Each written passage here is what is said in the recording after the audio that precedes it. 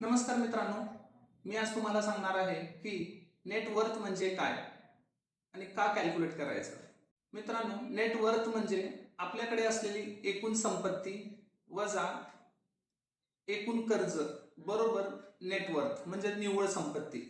हे कॅल्क्युलेट करते वेळी आपल्याला साधारणतः आपल्याकडे जे जे ॲसेट्स आहेत ते समजून घ्यायचं आहे. उदाहरणार्थ आपल्याकडे घर आहे, गाडी आहे, गोल्ड आहे, एफडी आहे, म्युच्युअल फंड्स आहे किंवा अदर इन्व्हेस्टमेंट असतील. हे सर्वांची बेरीज म्हणजेच आपली ॲसेट्स मालमत्ता झाली.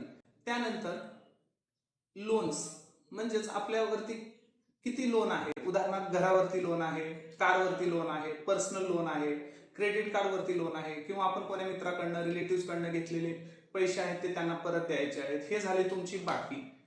हे मायनस केल्यानंतर जी काही रक्कम राहील ती झाली तुमची नेटवर्थ.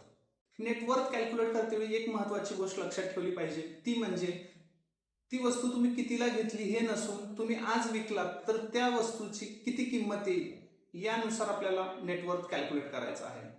नेटवर्थ का कॅल्क्युलेट केलं पाहिजे? नेटवर्थ कॅल्क्युलेट केल्यामुळे मित्रांनो तुम्हाला हे समजेल की तुमच्याकडे ॲसेट्स जास्त आहेत की लायबिलिटीज जास्त आहेत, लोन्स.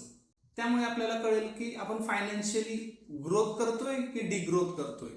आणि तुम्हाला फायनान्शियली स्टेबल फ्री व्हायचं असेल तर प्रत्येक वर्षी तुमची फायनान्शियली नेटवर्थ ही वाढत गेली पाहिजे आणि कमीत कमी एक वेळा तरी तुम्ही वर्षातनं नेटवर्थ ही कॅल्क्युलेट केलं पाहिजे. मी बरेच जणांना विचारतो की तुम्हाला तुमची नेटवर्थ माहिती आहे का?